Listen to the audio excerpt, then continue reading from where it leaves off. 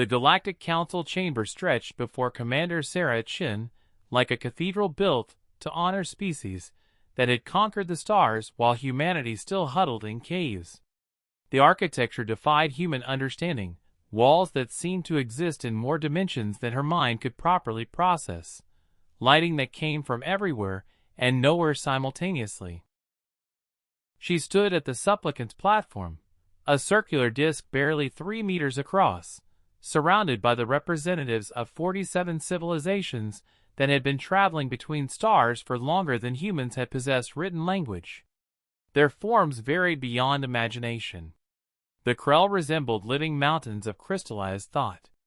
The Vexari floated as clouds of bioluminescent gas held together by electromagnetic fields they generated from within their own diffuse bodies. The Thren stood on 6 legs of articulated metal, their organic components long since replaced by machinery that would outlast any biological form. They were ancient, powerful, and utterly convinced of their superiority. And they were laughing. The sound of alien laughter is not something human ears are designed to interpret. The Krell produced deep vibrations that rattled through bone and made teeth ache. The Vexari flickered through color spectrums that human eyes perceived as visual static. The Thren emitted harmonics that their translators rendered as contemptuous amusement. But regardless of how it manifested, the meaning was universal. They found humanity hilarious. Ambassador Torvek of the Thren Collective had been speaking for the better part of an hour, his translated words dripping with disdain that needed no interpretation.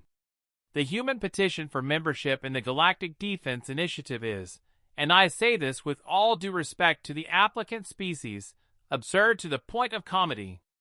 Let us examine the physiological facts that their own scientists have provided. Human skeletal structure. Calcium-based mineral composite that fractures under relatively minor stress. Human integumentary system. A thin dermal layer that tears with laughable ease and provides virtually no protection against environmental hazards. Human cellular structure.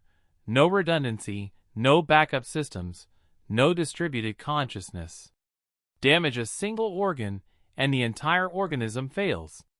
They are, by any objective measure, the most fragile sapient species to ever petition this council. Sarah stood perfectly still, her hands clasped behind her back in a parade rest that had been drilled into her during 20 years of military service. She had been warned this would happen.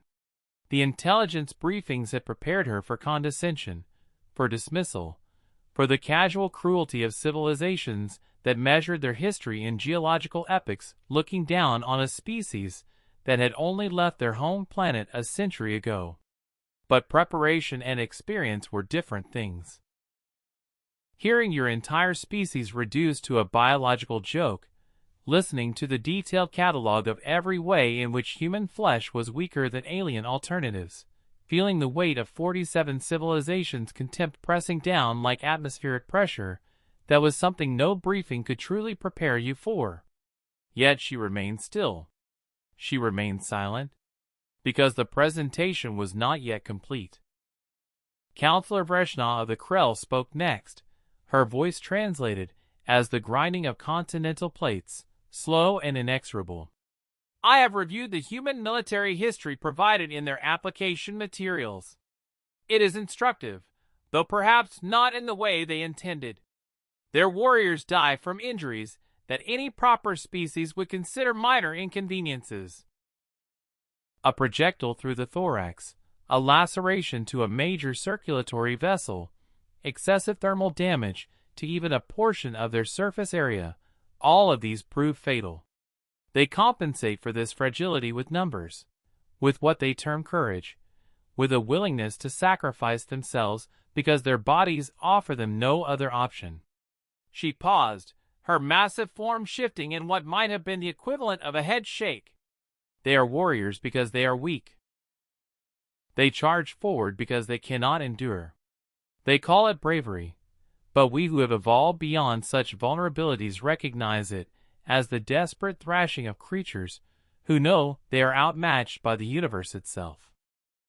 The chamber filled with sounds of agreement, the multi-layered symphony of alien assent that ranged across spectrum Sarah could barely perceive. She felt the weight of it, felt the moment stretching like a blade pressed against skin. This was the crucible. This was the moment that Earth's diplomatic corps had spent decades building toward, the singular opportunity to change humanity's position in a galaxy that saw them as children playing with weapons they didn't understand. And it all depended on what happened in the next few seconds. Ambassador Zekthar of the Vexari, whose species had been mediating galactic disputes for 12,000 years, drifted forward, his gaseous form coalescing into something approximately humanoid out of what might have been courtesy or might have been condescension. Commander Chun, you have been patient through our assessment. You have heard our concerns. Do you have a response to these observations? Or will humanity withdraw their petition and return when they have achieved a more durable biological form? Sarah looked up at the being of light and gas that floated before her, meeting what approximated as eyes in his structure. When she spoke, her voice carried across the chamber with a clarity that human vocal cords should not have been capable of producing. The acoustic engineering in this place was beyond Earth's current technology, designed to ensure that even the quietest whisper could be heard by every delegate. Honorable counselors, you are correct in every particular of your assessment. Humans are fragile. Our bones break easily. Our skin tears. Our organs fail. We possess none of the redundancies, none of the robust biological engineering that marks truly advanced species. She paused, and in that pause, something changed in her expression, something that made several of the nearer delegates shift uncomfortably in whatever passed for their seats. But you have made one critical error in your analysis. You have assumed that fragility is the end of the story. You have not asked the question that matters most. Her voice dropped, became almost conversational, almost intimate. You have not asked what happens after we break. The chamber fell silent. Not the silence of agreement or the silence of contemplation, but the silence of creatures who had suddenly realized that the prey animal before them might be showing teeth. Ambassador Torvek's translator produced sounds of irritation. What happens after you break is that you die, Commander. That is the natural consequence of catastrophic injury for species without proper biological safeguards. This is precisely why your petition must be denied. The Defense Initiative cannot accommodate members who will require constant medical support and evacuation. Sarah smiled, and it was not a pleasant expression. It was the smile of someone who had been waiting for precisely this moment, who had endured the contempt and the mockery because they knew something the rest of the room did not. With respect, Ambassador, you are wrong. And I can prove it. She reached up to the collar of her uniform and began unfastening it, her fingers moving with practiced precision. I can prove it right now, in this chamber, before all assembled witnesses. All I need is your permission to demonstrate exactly what human fragility really means. Ambassador Torvek stood from his seat, his mechanical frame unfolding to its full 3-meter height. The movement was precise, calculated, designed to emphasize the vast difference in physical capability between his species and the human before him. When he spoke, his translator produced tones of challenge mixed with what might have been academic curiosity. Very well, Commander Chen. Your claims are extraordinary, and extraordinary claims require extraordinary evidence. If you genuinely wish to demonstrate this alleged adaptive regeneration, I will accommodate you. He descended from the delegate platform, his 6 legs carrying him with mechanical precision toward where Sarah stood. I will inflict a controlled injury. Nothing fatal, nothing that would violate Council prohibitions on permanent harm to diplomatic personnel. A simple fracture, as you suggested, and we will observe the healing process. If it proceeds as you claim, if you show adaptation rather than simple recovery, then perhaps humanity's petition warrants reconsideration. The other delegates watched with varying degrees of interest and concern. This was unprecedented. The Galactic Council chamber had been the site of many dramatic moments, but actual physical violence, even consensual violence in the name of demonstration, pushed against boundaries that had held for centuries. Councillor Vreshnaw produced rumbling sounds that suggested deep thought. "This is highly irregular. We should at minimum require medical personnel standing by, emergency transport to proper facilities, legal documentation absolving the Council of responsibility for any complications." But even as she spoke, Sarah could hear the shift in tone. They were no longer dismissing her outright. They were intrigued. They were curious. And curiosity, Sarah knew, was the crack through which truth could enter even the most closed minds. Sarah nodded once, sharp and military. "I accept those terms. Medical personnel may observe, but will not intervene unless the injury proves immediately life-threatening. Which it won't." She held her left arm out, keeping her right arm in reserve. The human body was wonderfully redundant in some ways, even if alien species didn't recognize it. 2 arms meant you could sacrifice one and remain functional. 2 legs meant mobility even with catastrophic damage to one. 2 lungs, 2 kidneys, 2 hemispheres of the brain, all insurance against the kind of injuries that would kill less adaptable species outright. My left ulna, approximately 10 centimeters from the wrist joint. A clean break, if you please, Ambassador. I'll need to set it properly afterward, and compound fractures are unnecessarily complicated. Torvek approached with mechanical precision, his optical sensors scanning Sarah's extended arm, likely calculating exact force requirements, determining the optimal angle and pressure point. His species had been engineers for longer than humanity had existed, had refined their understanding of structural mechanics to levels that bordered on art. If anyone could break a bone cleanly, it would be a Thrin. He reached out with one manipulator appendage, gripped her forearm with surprising gentleness, positioned another appendage above and below the target point. "Last opportunity to reconsider, Commander. Pain is still pain, even if recovery follows." Sarah met his optical sensors squarely. "I've broken this bone twice before, Ambassador. Once during combat training, once in an industrial accident. I know exactly what to expect. Proceed." The snap was audible throughout the chamber, a sound that needed no translation, that communicated across species barriers with crystal clarity. Bone breaking sounded like bone breaking whether you had an internal skeleton, an exoskeleton, or had evolved past biological structures entirely. Sarah's face went white, her jaw clenched, sweat immediately beading on her forehead as her nervous system flooded with pain signals that screamed of structural failure, of damage to critical infrastructure. She didn't scream, didn't cry out, didn't collapse. Instead, she carefully pulled her arm back from Torvek's grip, cradled it against her body, and took 3 slow, measured breaths while her autonomic system struggled to process the injury.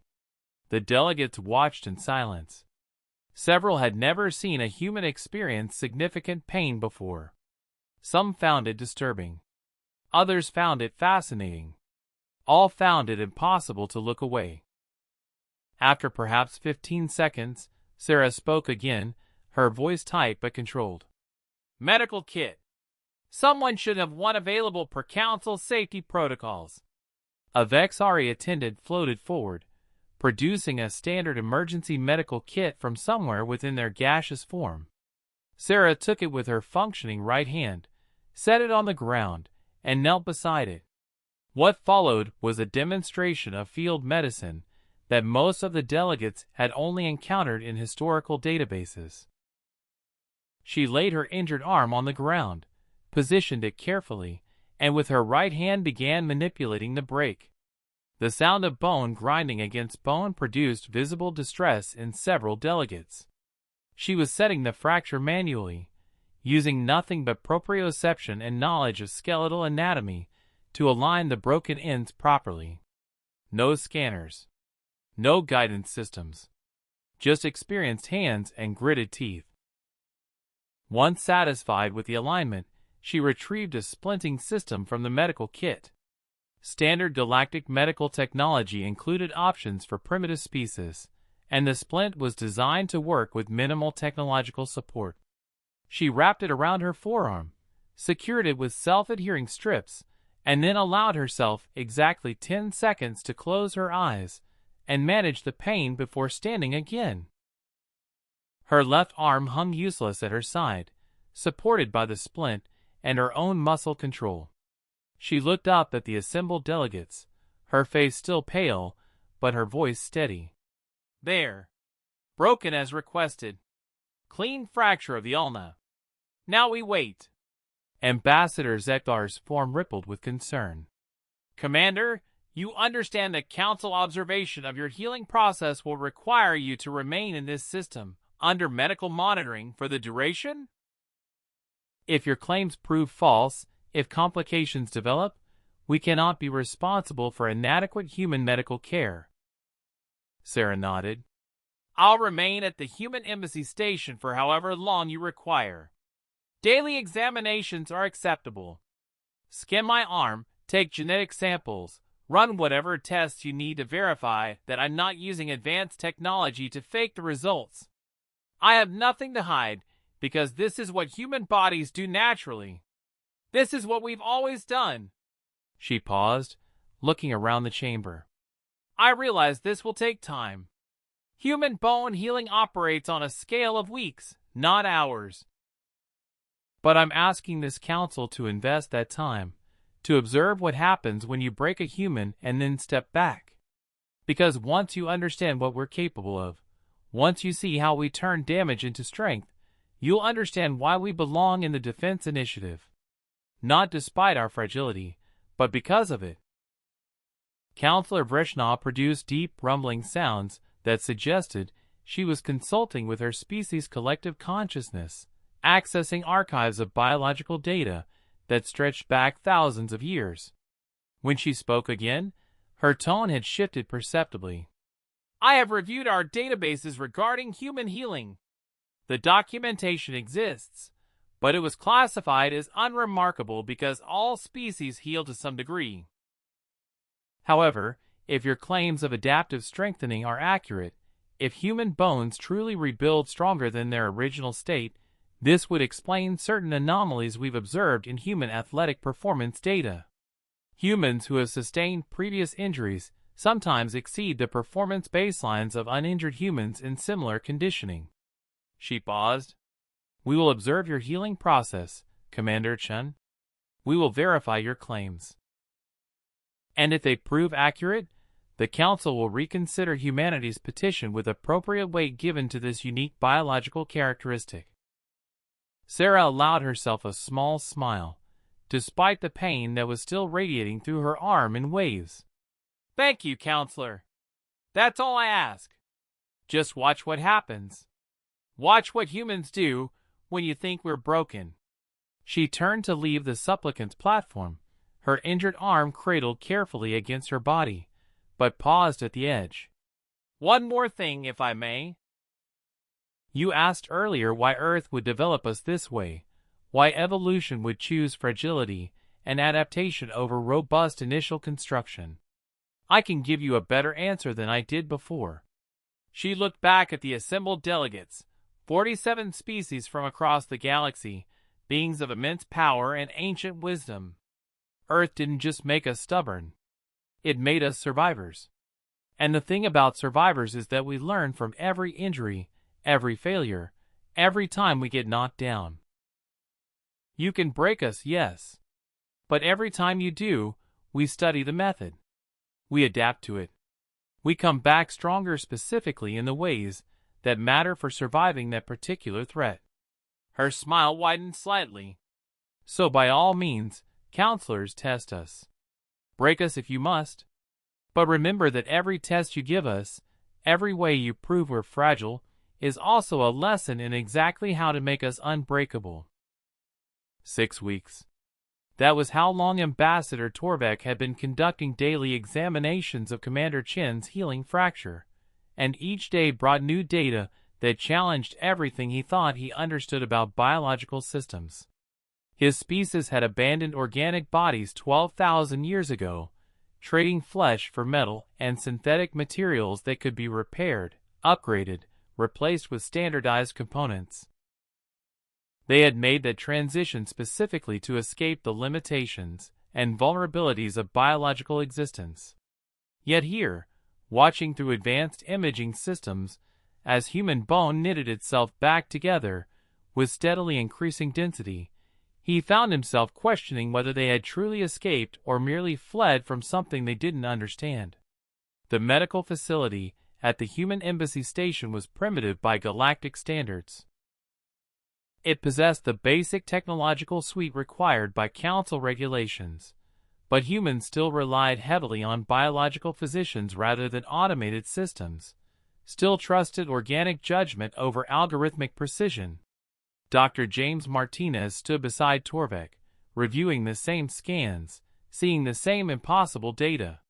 He was an older human, his hair having transitioned to gray, his face carrying lines that spoke of decades spent wrestling with the mysteries of his species' resilient biology. "The callus formation is proceeding right on schedule," he said, pointing to regions of the scan where new bone was forming around the break site. "See how the osteoblasts are laying down fresh mineral matrix? In another 2 weeks, that section will actually be denser than the surrounding bone. 30 to 40% increase in compressive strength is typical for this kind of fracture." Torvik's optical sensors focused on the indicated region, running calculations, comparing the data against his species' extensive biological databases. "Dr. Martinez, I have reviewed healing processes across 4,000 documented species. What you are describing is not healing. Healing restores previous function. This is enhancement. This is active adaptation occurring within a single organism's lifetime, triggered by environmental damage." He paused, his mechanical mind struggling with concepts that organic species might have grasped more intuitively. How is this evolutionarily stable? If injury produces strength, why do humans not deliberately injure themselves constantly to achieve optimal physical enhancement? Martinez smiled, the kind of patient expression that physicians across all species seem to develop when explaining complex ideas. "Because it hurts, Ambassador, and because there are limits. Yes, a broken bone heals stronger, but the healing process costs energy, requires resources, leaves the individual vulnerable during recovery. And if you break the same bone too many times, in too many places, eventually the damage exceeds the body's capacity to rebuild. We call it overtraining in athletics, or chronic injury in medicine. The adaptive response only works when you give the system time to properly complete the healing cycle." He pulled up additional scans from Commander Chen's medical history. "Look here. This is her right arm, which she broke twice before. You can see the enhanced density at both previous fracture sites. But you can also see that the bone architecture overall is slightly compromised by scar tissue, by irregular stress patterns. She's used up some of her adaptive reserve in that arm. A few more breaks, and it would become a weakness rather than a strength." They walked together through the medical facility toward the observation room, where Chen was undergoing her daily physical assessment. Through reinforced transparent aluminum, they watched her performing strength tests, her left arm still splinted but already bearing weight that should have been impossible for a healing fracture. The human body's pain tolerance was another aspect that fascinated and disturbed Torvik in equal measure. She was clearly experiencing discomfort. Her vital signs showed elevated stress hormones, yet she continued the exercises with methodical determination. "She's always like this?" he asked. "Pushing herself despite obvious pain?" Martinez nodded. "Military training. They teach you to work through pain because in combat, pain is just information.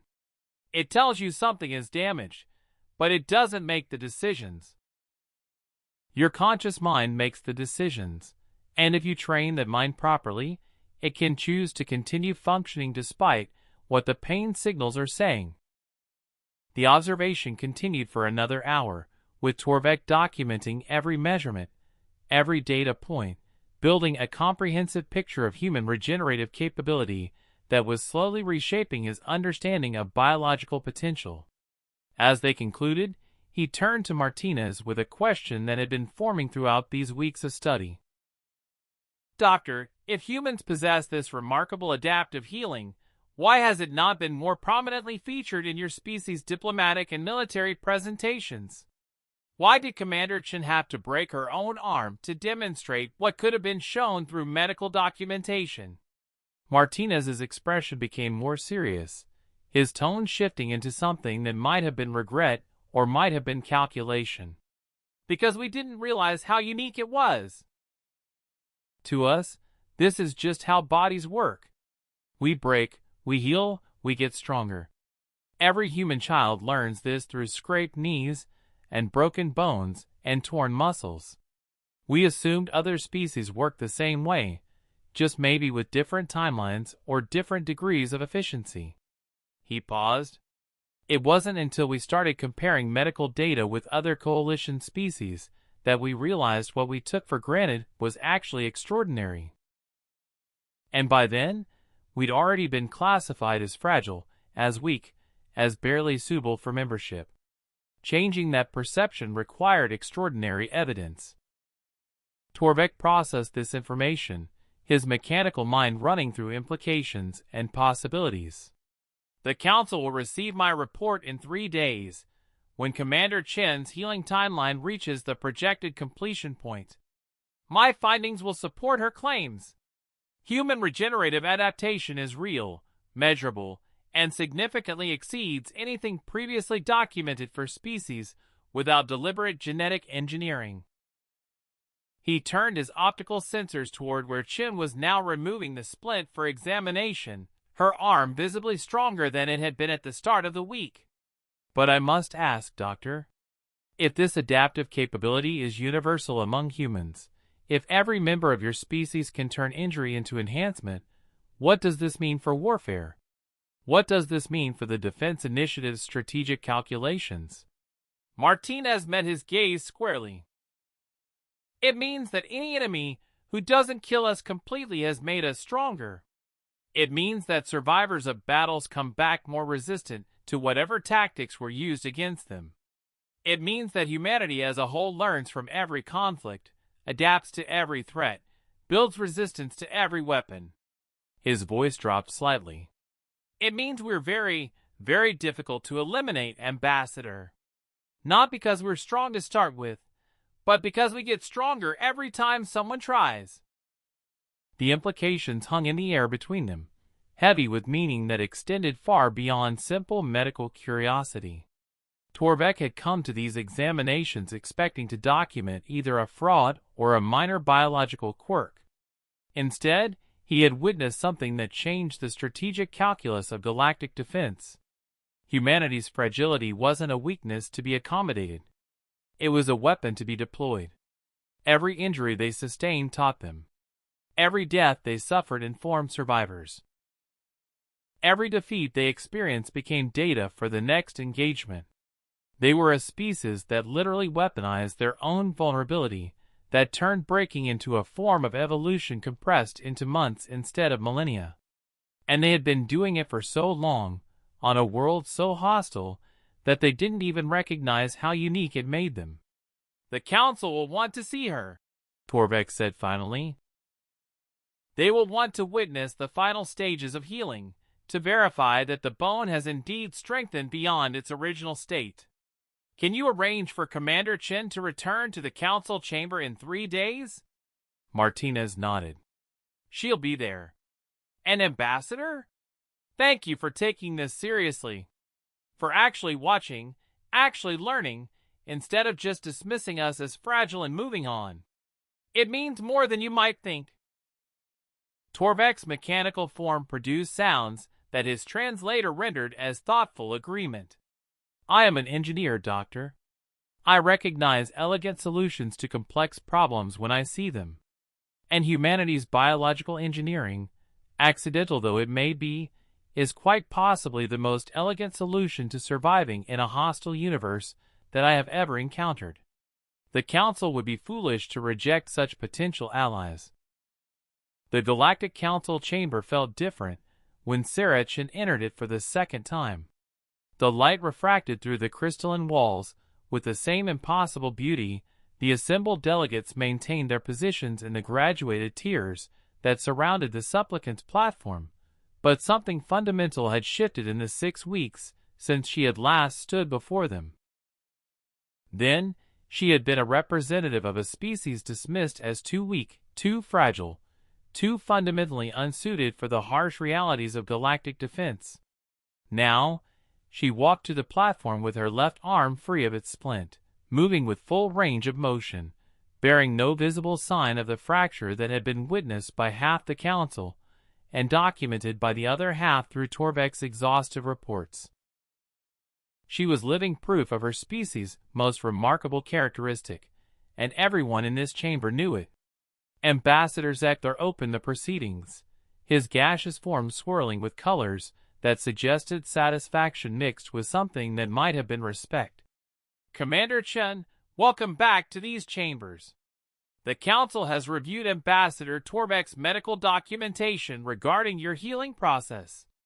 His findings are both thorough and disturbing in their implications.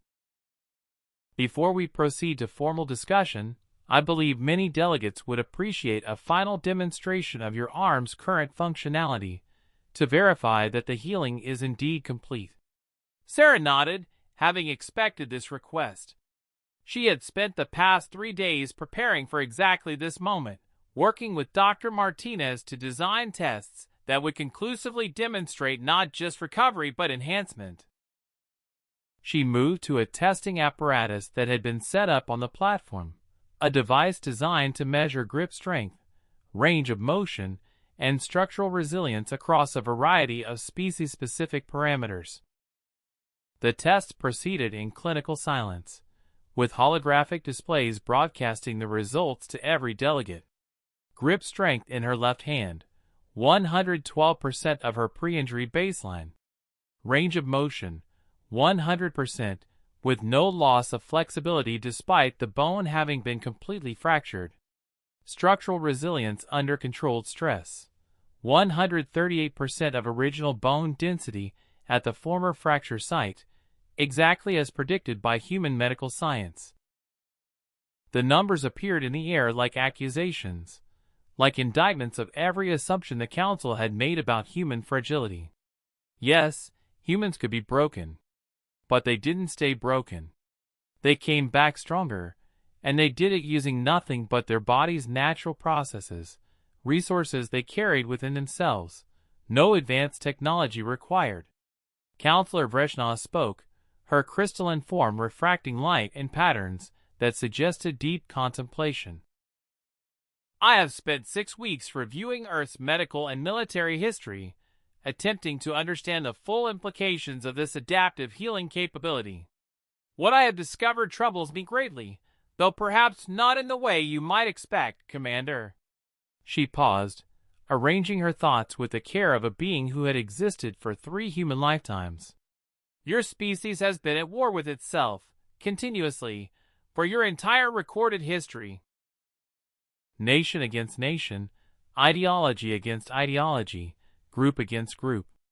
By galactic standards, this is barbaric. Most species achieve global unity within a few centuries of developing agriculture. Humanity reached space while still divided into nearly 200 sovereign entities, many of them actively hostile to one another. Sarah waited, sensing that Vreshna was building towards something, that this apparent criticism contained layers not yet revealed. The counselor continued, her voice carrying undertones that the translator struggled to render. But now I understand why. Your planet didn't just make you resilient to physical injury. It made you resilient to everything. Social structures that would have unified other species couldn't contain you because every time someone tried to impose absolute order, survivors of that order adapted, grew resistant to it, developed immunity to authoritarian control. Your diversity isn't despite your conflicts. It's because of them. Every war, every revolution, every social upheaval was an injury that your species sustained and then healed from, coming back stronger in ways specifically designed to prevent that particular injury from recurring. She leaned forward, her massive form creating grinding sounds. You are a species that has been breaking and healing itself for 10,000 years of recorded history. And now you stand before us, asking to join our defense initiative, and I finally understand what that really means. Ambassador Tormek rose, his mechanical frame unfolding with precise movements. I will speak plainly, as my species prefers. 6 weeks ago, I believed humanity's petition should be denied. I believe that fragile species had no place in an initiative designed to defend against threats that have destroyed civilizations far older and stronger than Earth. I was wrong. The simple admission rippled through the chamber. Thren did not admit error casually. Their mechanical nature meant they could review their own decision-making processes with perfect clarity, could identify flaws in logic, but culturally they had learned that acknowledging mistakes was itself a form of weakness. Yet here was Tormek, doing exactly that before the assembled council. Commander Chen's demonstration forced me to reconsider what strength actually means in a defensive context. The Thren became mechanical because our organic forms were too vulnerable. We solved the problem of fragility through replacement. But humanity has solved it through adaptation, and their solution has advantages we never considered.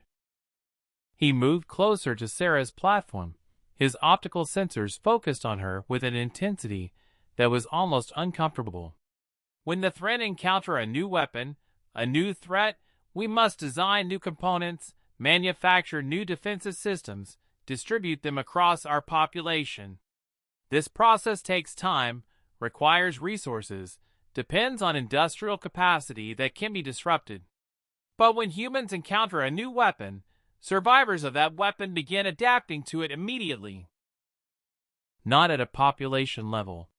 Not over generations. Within their own lifetimes. Within weeks or months, recovered humans show increased resistance to whatever harmed them. This is not something we can replicate with technology, because it happens at a level of biological integration that machinery cannot achieve. He paused. A Human Defense Initiative member who survives a weapon attack becomes progressively more resistant to that weapon. An army of humans becomes progressively harder to kill using any specific tactic. This is strategic value that cannot be easily quantified but cannot be ignored. The chamber filled with sounds of discussion, delegates conferring among themselves, with their respective governments, with advisory systems that processed implications faster than biological minds could manage. Sarah stood at the center of it all, feeling the weight of history settling onto her shoulders. This was the moment.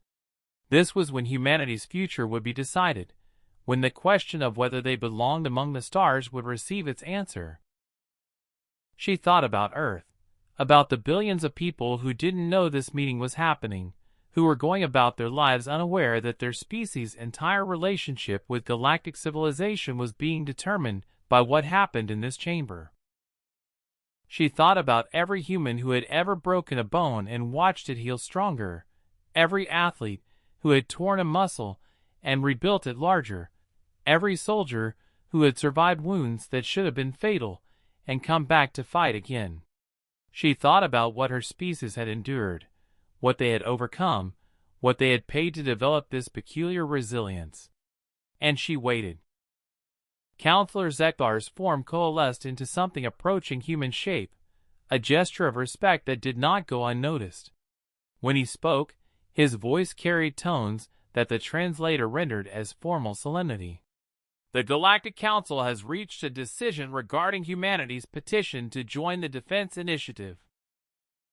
After extensive deliberation, review of medical evidence, and consultation with strategic advisors across member species, we have concluded that humanity's unique biological characteristics represent significant value to the initiative's defensive capabilities. Therefore, Earth's petition is approved. Humanity will be granted full membership status, with all rights and responsibilities that such membership entails. He paused. However, this approval comes with specific expectations. Human members of the Defense Initiative will be expected to document their adaptive healing responses to various threats. This information will be shared among member species to inform strategic planning and threat assessment. Additionally, Earth will be expected to establish training programs to help other species understand and work effectively alongside human resilience capabilities.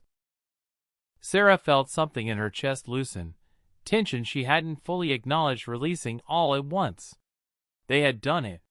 Humanity had secured its place among the stars, not by pretending to be something they weren't, not by hiding their weaknesses, but by demonstrating that those weaknesses were also strengths in disguise.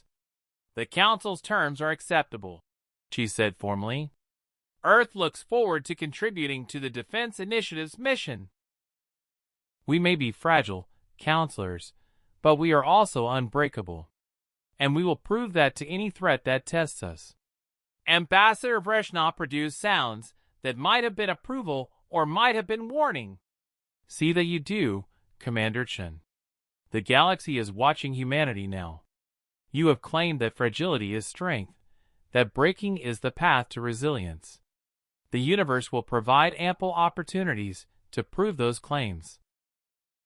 Let us hope that your species' healing abilities are as comprehensive as you believe." The silence that followed Sarah's words carried a different quality than what had come before. This was the silence of anticipation, of curiosity warring with protocol, of beings who had lived for centuries trying to determine if this strange creature was bluffing or if she genuinely intended to do something as absurd as it sounded. Ambassador Zekthar's gaseous form rippled with what his translator rendered as confusion. "Commander Chun, I am uncertain what you propose to demonstrate. If you intend to present additional documentation regarding human resilience, such materials should have been submitted through proper channels prior to this hearing. The Council does not typically entertain impromptu presentations."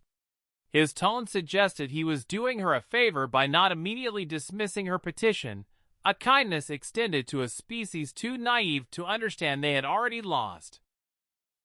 Sarah had removed her uniform jacket, revealing the standard-issue military shirt beneath, dark blue fabric that clung to her frame in ways that emphasized just how small she was compared to most beings in this chamber. She stood barely over 1.7 meters, her mass perhaps 70 kilograms, a creature that any of the Thrang could have broken with a casual gesture that the Krell could have crushed without noticing. "I'm not proposing to present documentation, Counselor. I'm proposing to present evidence of a different kind. Empirical evidence. The kind that cannot be disputed or dismissed as statistical manipulation." She looked around the chamber, meeting the eyes or optical sensors or whatever passed for visual organs among the assembled species. "You have called humans fragile, and you are right. You have cataloged our weaknesses, and your catalog is accurate. But you have never seen what we do with those weaknesses. You have never witnessed how we transform fragility into a weapon that even your advanced biology cannot match." Counselor Vreshna's massive form leaned forward, creating grinding sounds as crystallized thought rearranged itself. "Explain yourself clearly, human. The Council's time is valuable, and we do not appreciate theatrical gestures that waste it." There was warning in her translated voice, the suggestion that Sarah was approaching the limits of diplomatic tolerance. One did not mock the Galactic Council, even by implication. One did not suggest that beings who had mastered genetic engineering, cybernetic enhancement, and quantum consciousness transfer had somehow missed an obvious truth about biology. Yet Sarah pressed forward, because retreat was not an option, because humanity's future hung in the balance, and because sometimes the only way forward was through. I need one thing from this council. I need a volunteer. Someone willing to inflict injury upon me, here and now, in front of all witnesses. It need not be severe. A broken bone would suffice. A significant laceration. Anything that would demonstrate the fragility you've so accurately identified. The chamber erupted in sound. 47 species attempting to express variations of shock, outrage, confusion, and in some cases, what might have been concern. The cacophony lasted for nearly a minute before Ambassador Zekthar managed to restore order, his form flashing through colors that the translator rendered as commands for silence. When he spoke again, his voice carried undertones that suggested he was questioning Sarah's mental stability. Commander Chun, what you propose is not merely unusual, it is potentially in violation of multiple council regulations regarding the welfare of diplomatic personnel. Moreover, it serves no apparent purpose. We acknowledge that humans can be injured. This is not in dispute. Demonstrating this fact proves nothing except what we already know. He paused, his form rippling. Unless you are attempting to make some symbolic point about human willingness to suffer for their goals? If so, I must inform you that many species practice ritual self-harm as part of their cultural traditions. It is not particularly impressive to those of us who have moved beyond such primitive displays.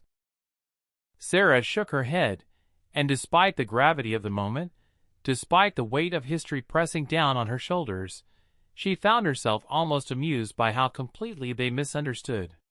I'm not proposing to demonstrate that I can be injured, counselor.